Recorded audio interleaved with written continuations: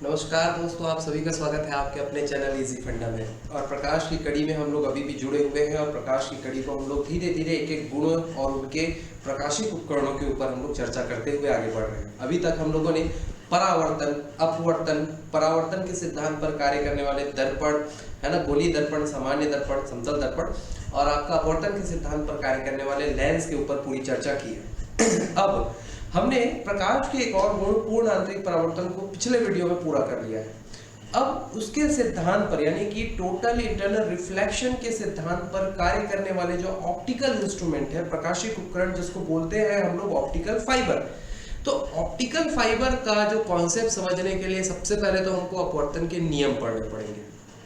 तो भाई कुछ बच्चों का शिकायत है कि वीडियो थोड़ा सा लंबा हो रहा है सर और थोड़ा स्लो बोला जा रहा है। तो भाई जो हमारी क्लास है वो पीपीटी पे चलती है और अभी थोड़ी सी तबीयत नासाज है, सर्दी है, तो इससे पहले कि स्लाइड हम आगे खींचे, नाक की जो गंगा जमुना है वो अपने आप को पहले खींचने के लिए हमको प्रोत्साहित करती है, तो वीडियो थोड़ा इसीलिए स्लो हो जाता है।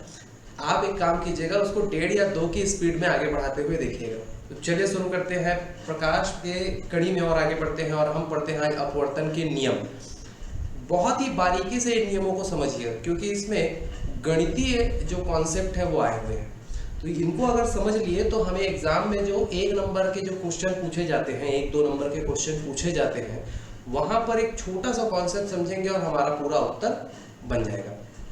तो भाई मैथ्स की क्लास शुरू हो चुकी है, महिला पर्यवेक्षक का आपका क्लास शुरू हो चुका है, आशीष वर्मा सर शुरू कर चुके हैं। स्पेशली वो बंदे जो कि आपका जॉब पर्पस है ना, मतलब जॉब में है, उनके लिए रात के समय का पूरा मतलब क्लास चालू हो चुका है और क्लास में टू दी पॉइंट पढ़ाया जा रहा है। तो आप जल्द से जल्द ज्वाइन कीजिए। एक क्लास तो हो चुकी है, शायद अभी है ना डेमो क्लास शुरुआत में प्रोवाइड किया जा रहा है, तो आप तुरंत से तुरंत उनसे कॉन्टेक्ट करके है ना क्लासेस शुरू कीजिए। तो चलिए भाई आगे बढ़ते हैं। अपवर्तन के नियम देखिए, ये अपवर्तक सतह है और इस अपवर्तक सतह पर है ना आपतित किरण, है ना, मान लीजिए कि ये सघन है ऊपर और नीचे आपका विरल माध्यम है। अब आपतित किरण जो है इस पे आती है और अपवर्तित होकर नीचे पार हो जाती है। ठीक, अब यहाँ पर कॉन्सेप्ट को समझिएगा। यहाँ पर देखिए, आपतित किरण और अभिलंब के बीच बनने वाला कोण आपतन कोण और अभिलंब और अपवर्तित किरण के बीच बनने वाला कोण अपवर्तन कोण। इतना कॉन्सेप्ट तो हमने अपवर्तन में पढ़ लिया था। अब आप समझिए अपवर्तन के नियम। पहला नियम, आपतित किरण, अपवर्तित किरण और अभिलंब तीनों ही अपवर्तक सतह के एक ही बिंदु पर मिलती है जिसे हम कहते हैं आपतन बिंदु, और इसी को कहा जाता है आपतन बिंदु का नियम। पहला नियम अपवर्तन का। दूसरा नियम आप देखते हैं हम यहाँ पर समझिएगा। फिर वही बात है कि अभिलंब है ना, जो आपका अभिलंब और आपतित किरण के बीच बनने वाला जो कोण है आपतन कोण, ठीक, और इसी तरह से अपवर्तित किरण और अभिलंब के बीच बनने वाला कोण अपवर्तन कोण। अब यहाँ पर आपतन कोण है ना, और ऊपर एक माध्यम है और नीचे अगर दूसरा माध्यम है, समझिएगा बातों का, है ना, ऊपर अगर एक माध्यम है और दूसरा माध्यम नीचे है, तो प्रकाश किरण एक माध्यम से दूसरे माध्यम में प्रवेश कर रही है, तब आपतन कोण की ज्या और अपवर्तन कोण की ज्या, साइन को हिंदी में ज्या बोलते हैं, तो आपतन कोण इंसिडेंस एंगल साइन आई और आपका रिफ्रैक्टिव एंगल साइन आर, इन दोनों का जो एक रेशियो होता है वो कहलाता है रिफ्रैक्टिव इंडेक्स या अपवर्तनांक, जिसको हम पढ़ेंगे कैसे, कैसे लिखा है 1μ2, कैसे लिखा है 1μ2, यानी कि पहले माध्यम के सापेक्ष में दूसरे माध्यम का रिफ्रैक्टिव इंडेक्स, है ना, विथ तो इसको हम लोग बोल सकते हैं the refractive index of the second medium with respect to the first medium, तो पहले माध्यम के सापेक्ष में। अब ये थोड़ा कॉन्सेप्ट यहाँ पर अक्सर कंफ्यूजन क्रिएट होता है कि इसको कैसे बोले। तो जो फर्स्ट टाइम पढ़ रहे होते हैं 10th के बाद, तो कभी इसको हम लोगों ने हाथ नहीं लगाया, कॉम्पिटेटिव एग्जाम में इसको पढ़ना पड़ता है तो इसको समझ जाते हैं कि कैसे इसको करना होता है। चलिए भाई देखते हैं, है ना। इस नियम को दिया था डच वैज्ञानिक विली वोर्ड स्नेल ने, इसीलिए इसको स्नेल का नियम भी बोलते हैं, अपवर्तनांक का नियम भी बोलते हैं। तो ये दूसरा नियम है किसका, अपवर्तन का। पहला है आपतन बिंदु का नियम और दूसरा है आपका स्नेल का नियम या अपवर्तनांक का नियम। तो यहाँ पर अब देखिए, ऊपर है ना, मान लीजिए ले चलते हैं कि एक माध्यम है ऊपर और नीचे दूसरा माध्यम है, ठीक। ये मैं म्यू का कॉन्सेप्ट कि कैसे हम किसके सापेक्ष में किसको लेके चलते हैं, तो इसको मैं समझाता हूँ। चलिए देखिए भाई, यहाँ पर एक तरफ हिमालय है और दूसरे तरफ जंगल है। मान लीजिए कि आप जंगल से है मतलब हिमालय से जंगल में प्रवेश कर रहे हैं, माने आप पहले कहां पर हैं, आप हिमालय पे हैं, जाना कहां है, जंगल की ओर जाना है। अब थोड़ा थोड़ा मैं कॉन्सेप्ट समझाने का प्रयास कर रहा हूं दो ही रिस्पेक्ट में, ठीक। अब हिमालय में ठंडी ज्यादा होगी, बर्फ है इसलिए, ठीक है, और उस ठंडकता की तुलना में जंगल में क्या रहेगी, गर्मी रहेगी कि नहीं, जंगल में क्या रहेगी, गर्मी। तो हम कैसे जा रहे हैं, ठंड के सापेक्ष गर्म में जा रहे हैं। कैसे जा रहे हैं, ठंड के सापेक्ष गर्म, मतलब जहां पहले थे है ना उसको हमको रिस्पेक्ट में लेना है, और जहां जा रहे हैं वो नया है तो उसको म्यू के उस पार लेना है, तो ठंड के सापेक्ष में गर्म। इसी प्रकार से और क्या लिख सकते हैं, जैसे हिमालय में हम गए तो हिमालय में आपका सफेदी है, चारों तरफ बर्फ जमा हुआ है तो यहाँ पे सफेदी है, और इधर है हरियाली, जंगल में हरियाली।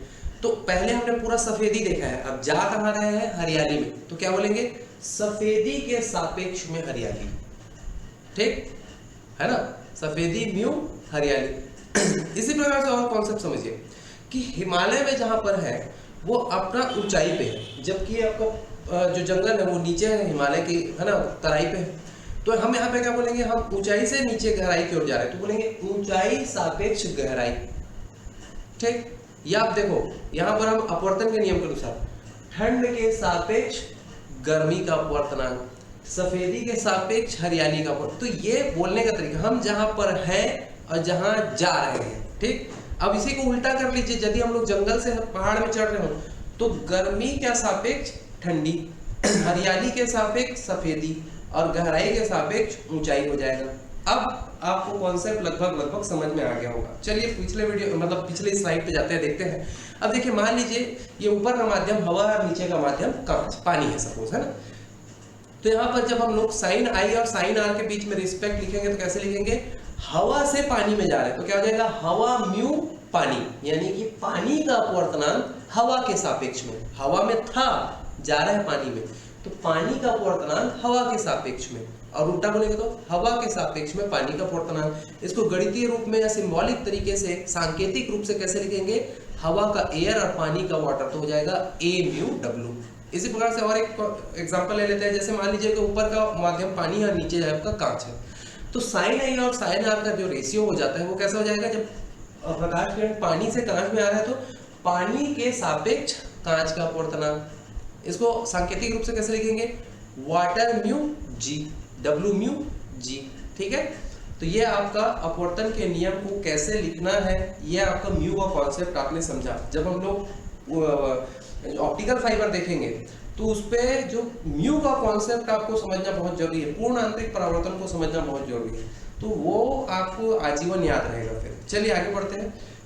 अब जब अपवर्तनांक की बात चली रही तो हम लोग इसको और इजी वे में ले सकते हैं। कई बार एग्जामिनर हमको कुछ क्वेश्चन घुमा के पूछता है, हम लोग उसको गलत कर देते हैं, तो गलत नहीं करना भी है, सही करना है। चलिए देखते हैं कैसे।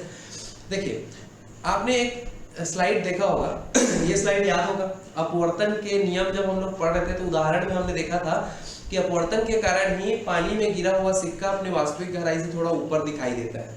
अब यहाँ पर देखिए कि जो आपका अपवर्तनांक है, तो देखिए सबसे पहले तो हमको ये पानी का सतह है मान लीजिए, है ना, तो इस पानी के सतह से सिक्के की वास्तविक गहराई मान लीजिए इसको हम लोग ले लेते हैं कैपिटल एच, और ये पानी के सतह से ये हो जाएगा, है ना, सिक्के की जो है वो आभासी गहराई, वर्चुअल डेप्थ जिसको बोल सकते हैं, वो है स्मॉल एच। अब इन दोनों के बीच में जो रेशियो होगा वो भी आपका अपवर्तनांक कहलाता है। समझ में आया? यानी कि यहाँ पर जो प्रकाश किरण है सिक्के में, सिक्का कहाँ है, पानी में, तो पानी से हवा में जा रहा है, तो यहाँ पर म्यू को कैसे लिखा जा सकता है, डब्ल्यू म्यू ए। कैसे लिखा जा सकता है, डब्ल्यू म्यू ए, वाटर के रिस्पेक्ट में एयर का रिफ्रैक्टिव इंडेक्स, ठीक। अब मान लीजिए डब्ल्यू म्यू ए का जो वैल्यू है सपोज 4/3 लिख दिया गया, तो आपको कंफ्यूज नहीं होना है, घबराना नहीं है। 4 जो है वो उसकी वास्तविक गहराई है और 3 इसकी आभासी गहराई है, ठीक है। यदि आपको बोला जाएगा कि 4, है ना, मान लीजिए पानी के सापेक्ष में हवा का अपवर्तनांक 4/3 है, और यदि सिक्का पानी के भीतर 4 मीटर गहराई पर है तो उसका आभासी गहराई कितना होगा, तो आप इसी फॉर्मूले से आंसर दे सकते हैं। उसकी आभासी गहराई कितनी होगी, है ना, 3 मीटर की होगी। या आभासी गहराई अगर आपको निकालना है तो 3/4 ऑफ द एक्चुअल डेप्थ, है ना, वास्तविक गहराई का 3/4 में आपका सिक्का पड़ा हुआ है। ठीक है भाई, चलिए तो ये आपका कॉन्सेप्ट आपको लगभग समझ में आ गया होगा। अब देखिए यहाँ पर हमारे शक्तिमान भाई साहब आए हुए हैं वो कुछ छोटी छोटी मगर मोटी बातें आपको बताना चाहते हैं कि कभी भी दो अलग अलग माध्यमों का अपवर्तनांक शून्य नहीं हो सकता। कोई ना कोई वैल्यू आएगा लेकिन शून्य कभी नहीं हो सकता है। ये बातें छोटी छोटी मगर मोटी बातें, मतलब इसको रट लेना है, इसको इसके पीछे का कॉन्सेप्ट हमको कॉम्पिटिटिव एग्जाम में किसी काम करनी है ना, खासकर पीएससी और व्यापम में। तो चलिए और आगे बढ़ते हैं। इसी प्रकार से कि कोई भी अपवर्तनांक का मान जो होता है उसके आपतन कोण पर निर्भर नहीं करता है। इसीलिए तो हम लोग है ना पहले माध्यम के सापेक्ष बोलते हैं, मतलब भाई जहां हम ऑलरेडी हैं उससे हमको क्या लेना देना। तो जहां हम हैं वहां पर अगर कोण बन भी रहा है तो उससे हमको कोई लेना देना है। इसीलिए बोलते हैं अपवर्तनांक जो है आपतन कोण पर निर्भर नहीं करता है। अगर मान लीजिए कोई प्रकाश किरण एक माध्यम से दूसरे माध्यम में जा रहा है तो क्या क्या परिवर्तित होता है। तो हमने एक बहुत ही अच्छा अध्याय पढ़ा था तरंग, वेव, फिजिक्स में। मैं उसका पूरा वीडियो का डिस्क्रिप्शन आपका है ना नीचे, मतलब लिंक जो है वो डिस्क्रिप्शन में दूंगा, आप वहां से उस कॉन्सेप्ट को समझना। हमने 3 चीजें पढ़ी थी। पहला पढ़ा था आपका तरंग दैर्घ्य, दूसरा आवृत्ति है ना, जो आयाम।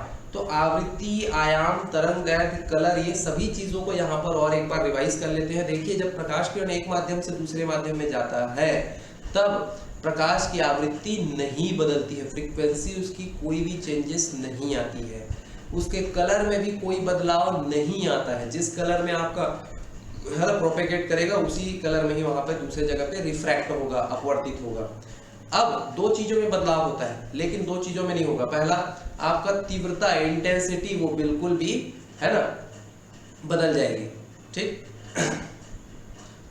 और एक और आपका आएगा तीव्रता के अलावा तरंग दैर्घ्य, ये भी आपका बदल जाता है। तो 2 चीजें नहीं बदलती है, फ्रीक्वेंसी और आपका कलर, और 2 चीजें बदल जाती है, आपका तरंग दैर्घ्य और इंटेंसिटी, तीव्रता। तो ये हुआ आपका रिफ्रैक्टिव इंडेक्स से रिलेटेड कुछ है ना नॉर्मल बातें जिसके बारे में आप लोगों को जानना जरूरी है। अब हम लोग रिफ्रैक्टिव इंडेक्स की बात करें तो इसके 2 प्रकार होते हैं। पहला तो होता है एब्सोल्यूट रिफ्रैक्टिव इंडेक्स और दूसरा होता है सापेक्ष या रिलेटिव रिफ्रैक्टिव इंडेक्स। बहुत ही इजी कॉन्सेप्ट है। जब लाइट रेज वैक्यूम से किसी मीडियम में जाती है तो उसको हम लोग बोलते हैं निरपेक्ष अपवर्तनांक। निर्वात से किसी माध्यम में जाएगा, मान लीजिए कि निर्वात से कांच में गया, निर्वात से हवा में गया, निर्वात से पानी में गया, ये।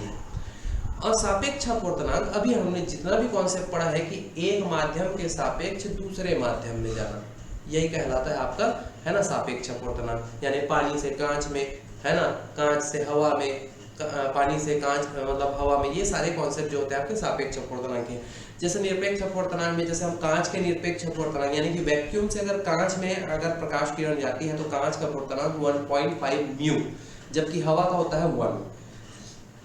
सापेक्ष अपवर्तनांक को और कैसे समझ सकते हैं कि भाई मान लीजिए कि आपका जो प्रकाश किरण है वो आपका है ना हवा से कांच में जा रहा है, तो अपवर्तनांक का मान लीजिए कि आपका 3/2 आया है। तो a म्यू g अगर 3/2 है तो g म्यू a क्या हो जाएगा, 2/3 हो जाएगा। जस्ट उल्टा हो जाता है, मतलब आप माध्यम को ऊपर नीचे करोगे तो अपवर्तनांक भी है ना इनवर्स हो जाएगा। तो ये था आपके अपवर्तनांक से संबंधित सामान्य कॉन्सेप्ट, जिसके बारे में हम लोग आगे थोड़ा सा और है ना गणितीय रूप में देखेंगे। लेकिन उससे पहले हम लोग क्या कर लेंगे, आपके प्रकाशित उपकरण ऑप्टिकल फाइबर के बारे में पढ़ेंगे। तो आज की सभा इतनी ही, अगले वीडियो में फिर मुलाकात होगी, तब तक के लिए नमस्कार।